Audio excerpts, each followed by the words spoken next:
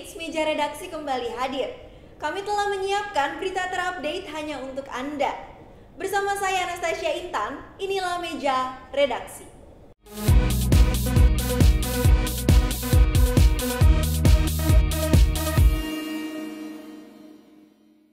Ultimates, tahu nggak sih, pesawat N250 Gatot Kaca merupakan ciptaan Pak B.J. Habibie?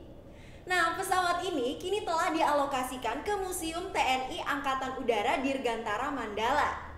Kira-kira bagaimana ya sejarahnya? Kita simak liputannya.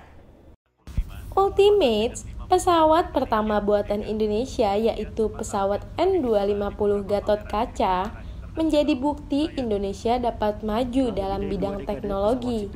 Meskipun pesawat yang dirancang oleh Presiden ketiga Indonesia, yaitu almarhum B.J. Habibie, kini telah sampai pada peristirahatan terakhirnya, yaitu Museum Pusat TNI AU Dirgantara Mandala, Yogyakarta. Pesawat yang memiliki kapasitas 50 penumpang ini telah mengharumkan nama Indonesia pada 10 Agustus 1995, yang mana telah menjadi penerbangan perdana N250 Gatot Kaca. Hal tersebut dihadiri oleh Bapak Presiden Soeharto beserta Wakil Presiden Bapak Jenderal Tri Sutrisno. Momentum perdana tersebut menjadi hadiah ulang tahun emas Republik Indonesia yang ke-50 tahun. Namun Ultimates N250 memiliki cobaan tersendiri.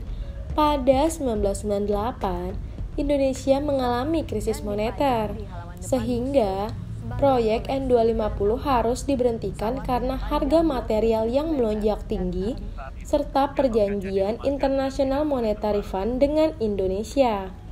Tak hanya pesawat N250 Gatot Kaca yang menjadi sasaran krisis moneter, ada pula beberapa hal lain seperti merosotnya pendapatan IPTN atau Industri Pesawat Terbang Nusantara dan karyawannya yang kehilangan beban kerja.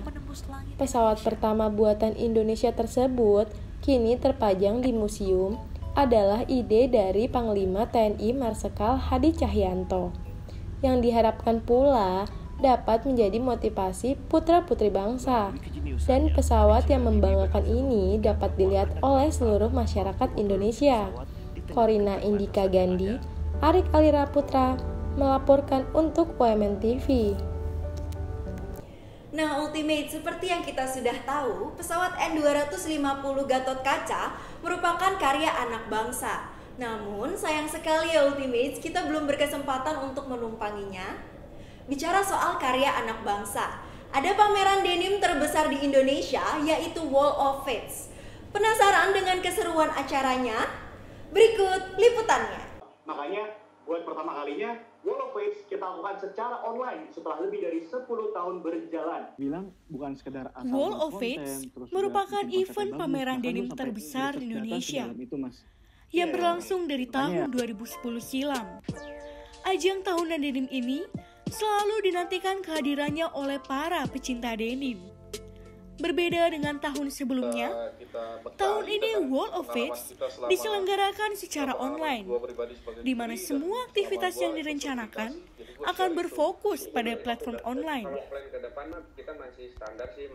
Wall of Fates tahun ini tak hanya menghadirkan brand lokal seperti Blue & Co dan juga Elle House, tetapi akan hadir figur Fahmi Faisal dari Hijak Sandals, dan masih banyak lagi. Kalau Wall of Fates ini kelebihannya ada di situ, nggak hanya selling gitu, nggak hanya jualan, tapi di situ ada banyak komunitas atau forum-forum yang bisa meningkatkan pengetahuan juga gitu, banyak info-info bagus gitu. Acara ini akan dimeriahkan oleh banyak musisi Indonesia seperti Sal Priadi, Mardial Aka Mamang Kesbor, Fit The Panturas, dan masih banyak lagi.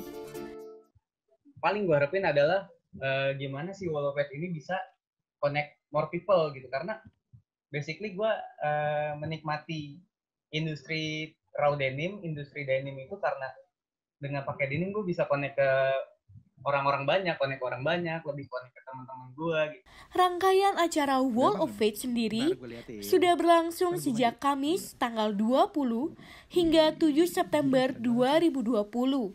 Untuk online marketplace tanggal 4 sampai 7 September. Nehamia Kristiani, Adeline Frederica melaporkan untuk UMN TV. Wah, ternyata Indonesia mempunyai banyak karya yang luar biasa ya Ultimates. Berita selanjutnya datang dari seputar kampus. Memasuki era new normal, beberapa kampus masih melanjutkan sistem pembelajaran daring. Tentunya untuk mencegah penyebaran COVID-19. Kira-kira seberapa efektif sih pembelajaran daring tersebut? Kita simak liputannya. Kuliah itu bukan hanya UMN, seluruh Indonesia memang sudah diterapkan bahwa perkuliahan sampai Desember online. Pandemi COVID-19 belum kunjung usai. Upaya pemerintah dalam mencegah penyebaran virus pun telah dilakukan. Salah satunya adalah mengubah metode pembelajaran menjadi daring. Menteri Pendidikan dan Kebudayaan Nadiem Makarim mengatakan bahwa sisi positif dari pembelajaran melalui daring ini adalah mahasiswa dapat belajar tanpa dibatasi ruang kelas. Universitas Multimedia Nusantara menjadi salah satu universitas yang menerapkan sistem pembelajaran daring. Hal ini diinformasikan melalui surat resmi yang dikeluarkan oleh kampus. Namun, apakah kuliah secara daring berjalan dengan efektif? Berikut pendapat dari mahasiswa Universitas Multimedia Nusantara. Sangat-sangat tidak efektif ya menurutku. Soalnya tuh kayak nggak bisa interaksi aja sama orang. Kan lebih dimanapun namanya juga belajar kan lebih enaknya kalau kita tuh bisa emang ada di real life gitu loh. Jadi bisa lebih ngerti, bisa kalau bingung tuh langsung tanya. Tapi kan kalau di online gitu kan mesti agak lebih ribet gitu loh. Kalau langsung kan bisa langsung cepet gitu buat nanya. Perkuliahan daring yang telah terlaksana selama beberapa bulan terakhir dinilai belum efektif. Mahasiswa cenderung cepat merasa bosan dan menginginkan pembelajaran yang lebih variatif. Berikut ini tanggapan dari pihak dosen Universitas Multimedia Nusantara. Efektif atau tidak, itu nggak tercermin cuma dari berapa nilai pada saat masa-masa kuliah daring. Nilai mungkin sebuah alat ukur. Tapi kembali lagi, apakah mahasiswanya mengerti apa yang diajarkan? Apakah tugas-tugas tersebut lalu membantu mereka? Atau lebih banyak malah membuat mereka jadi kesulitan? Atau mungkin mereka merasa, oh ya saya jadi benar sungguh belajar, ini berkesan sekali. Menurut surat keputusan Rektor Universitas Multimedia Nusantara, sistem pembelajaran daring masih akan berlangsung hingga akhir ujian tengah semester ganjil. Fauzia Naomi, Andrea Hosana, melaporkan untuk UMN TV. Ultimates, jangan kemana-mana, karena masih banyak informasi menarik yang akan kami sajikan untuk Anda. Tetap di meja redaksi.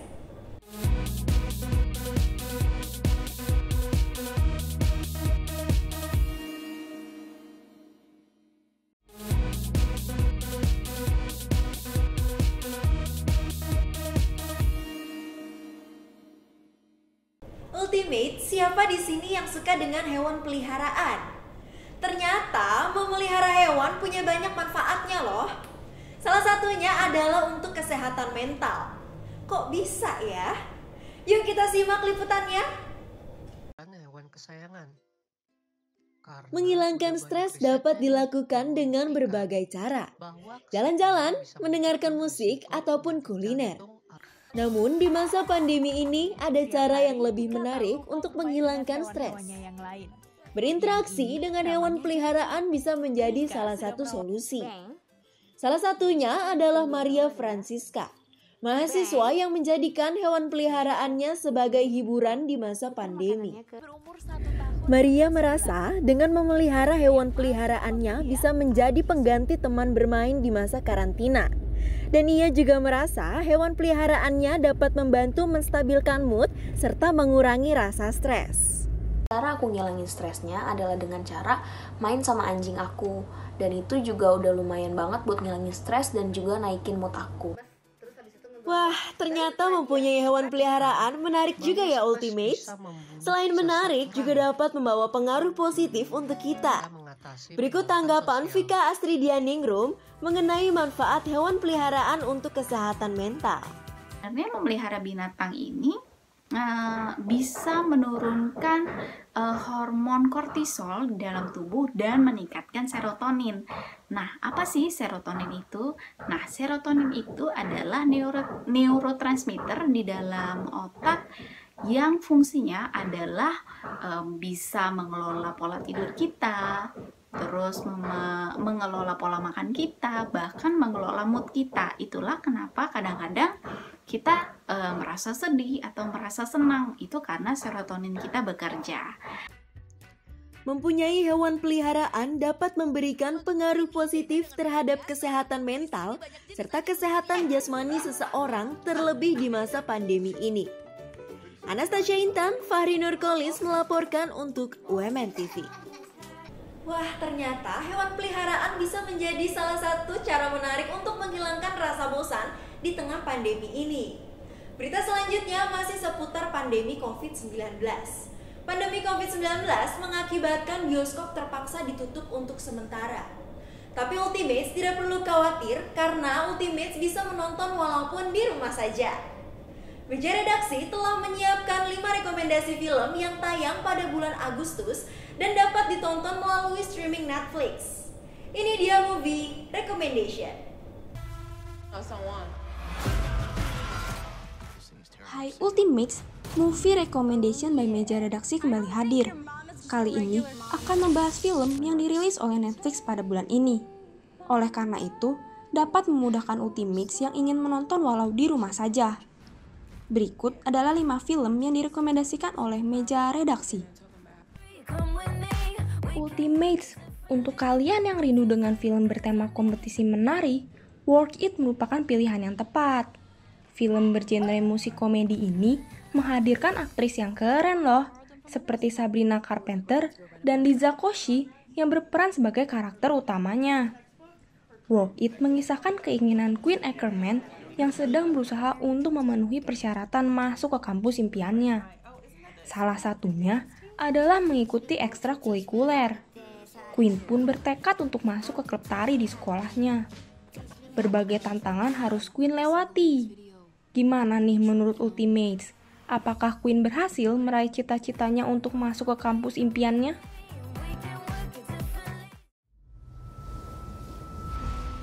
Nah, Ultimates, siapa nih yang suka sama film bergenre superhero? Film Project Power menghadirkan pendekatan berbeda dari genre ini. Semuanya ditampilkan dengan cara yang baru, meskipun sebenarnya kekuatannya cukup familiar. Film bergenre action ini berkisah tentang sebuah pil yang ketika diminum oleh seseorang akan mendapatkan kekuatan super yang bertahan selama 5 menit. Uniknya, kekuatan yang ditimbulkan pil tersebut terhadap masing-masing orang berbeda loh Ultimates. Diawali dengan adanya sekelompok penjahat yang menggunakan obat untuk memperkuat diri dan merekrut orang baru. Dari situ, seorang superhero bernama Art berusaha untuk melindungi anaknya sekaligus menangkap para penjahatnya. Wah, kira-kira bagaimana kelanjutan ceritanya ya Ultimates?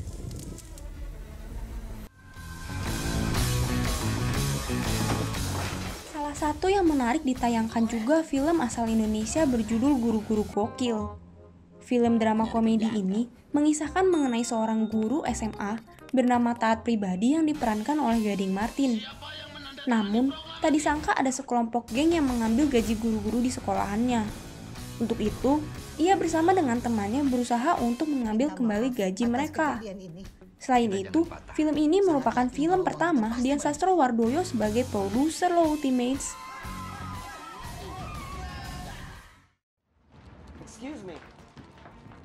Berikutnya adalah film The Sleepover.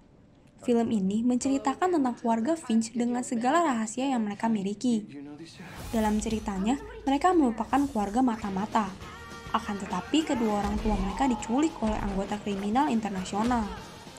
Maka dari itu, anak-anak tersebut berpetualang untuk mencari dan membebaskan orang tua mereka dari sergapan penjahat tersebut. Film bergenre action komedi ini menghadirkan aktris Sadie Stanley sebagai pemeran utamanya. Wah, menarik sekali ya Ultimates. She struggles to figure out how to put her life back together. Setelah sukses menyuarakan karakter dalam film Moana, Auli Ikravalho memerankan film All Together Now sebagai peran utamanya. All Together Now mengisahkan seorang remaja SMA bernama Amber Appleton. Ia merupakan anak yang begitu optimis untuk menggapai cita-citanya. Demi mewujudkan cita-citanya, Amber rela menjadi pekerja paruh waktu di sebuah toko donat. Amber juga harus menjadi tulang punggung keluarga setelah ibunya kehilangan pekerjaan. Sampai suatu ketika, Amber menerima kabar diundang audisi di Universitas Carnegie Mellon. Secercah harapan muncul dalam kehidupannya. Nah, menurut Ultimates, apakah kesempatan tersebut mampu mengubah hidup Amber dan ibunya?